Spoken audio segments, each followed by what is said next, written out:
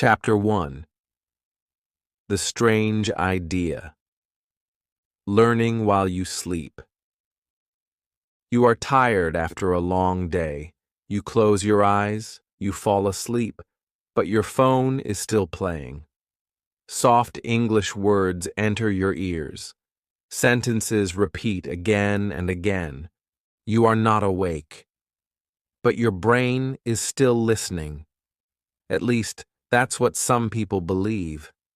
Many English learners feel tired, they feel busy, they want to speak well, but they don't have time.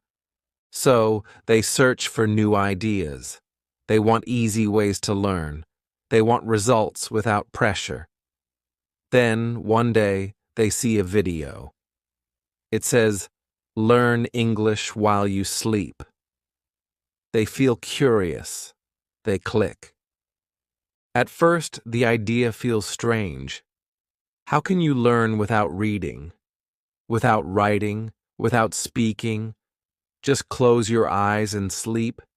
It feels like a dream. But still, people try. They play English stories. They play vocabulary words. They even play grammar rules. Some people say, "I feel better in the morning. I can remember more words." Others say, "It didn't work for me." But why do so many people believe in this? Let's go back in time. In the 1950s, people began talking about sleep learning. In America and Europe, they made sleep learning machines. These machines repeated sentences during sleep. They called it hypnopedia. People used it to learn languages. Some even used it to stop smoking. They believed the brain was open at night. They believed sleep was the secret. But later, many scientists said, "No, it's not possible." They said sleep is too deep. The brain doesn't learn like that. They called it fake science. People stopped believing for a while. But the internet changed everything. Now you see thousands of YouTube videos. They say sleep learning is real. They show success stories. They show happy learners. And again, people feel hope. But let's think clearly. Why do people want to believe this? The answer is simple. Learning English is hard. Speaking well is not easy. People go to classes. They study grammar. They do everything right. But they still cannot speak fluently. They feel tired. They feel stuck. So they look for a different way, a smarter way. Sleep learning feels like a gift. Learn while you rest. It feels like magic. Here's what you must understand. Sleep is not magic, but it is powerful. When you sleep, your brain is not off. It is working. It is cleaning. It is organizing. It is remembering. This is the truth. But now the question is, can you put new English words in your brain while you are sleeping? That's what we will explore. Before we move to science, I want to ask you something. Why are you watching this video? Maybe you are tired. Maybe you are trying many things, but nothing works. Maybe you feel shy when you speak. Maybe you want to learn English, but your day is full. So you want to use the night too. I understand you. I have met many learners like you. You want something easier, something kinder. That's why this video is made for you. In this chapter, I only wanted to open the door. I wanted to take your hand and walk with you. From the world of dreams to the world of science. From internet myths to real experiments. From just trying to actually learning. Sleep learning is not a joke, but it's also not magic. It's something else, and it can help you if you understand it well. In the next chapter, I will show you what really happens inside your brain during sleep. You will see why your brain remembers some things and forgets others. You will learn why sleeping is one of the best things you can do to grow your English. Let's go deeper. Let's open your mind. Let's enter the world of sleep and English together. Chapter 2. What happens to the brain during sleep? Close your eyes. Breathe slowly. You fall asleep. It feels like everything stops.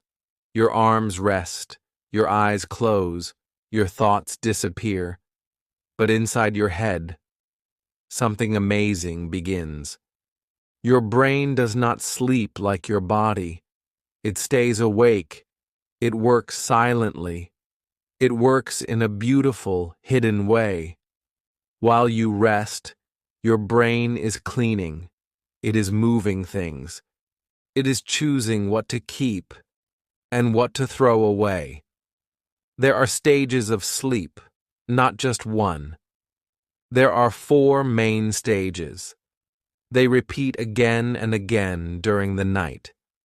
First, you sleep lightly. Then, you go deeper. Finally, you enter a special stage. It is called REM sleep. REM means rapid eye movement. In this stage, your brain is very active. You dream, you imagine, you feel strange things, but your body is still. Only your mind is alive. Now listen carefully, because this is the secret. During these sleep cycles, your brain works with your memory. It takes memories from the day. It decides which ones are important. It keeps the useful ones. It erases the others. Your brain is like a librarian. It files away what you need. It throws away what you don't. And this includes language. Let's say you learn 10 new words during the day. In the night, your brain thinks, which words are useful? It checks your emotions. Did you enjoy learning that word? Was it connected to a story? Did it feel important to you? If yes, your brain says, keep it. If not, it says, forget it. This is called memory consolidation. It means your brain takes small, weak memories and makes them strong and stable. This is one of the reasons why sleep is not a waste of time. It is part of your learning process. You study in the day, but you remember better after sleeping. That's why sometimes when you feel confused today, you feel clear tomorrow. Your brain worked at night. Now think about this. If your brain already works with memory while you sleep, can we help it? Can we add more English during sleep? Can we remind the brain of what we learned earlier? Some scientists say yes.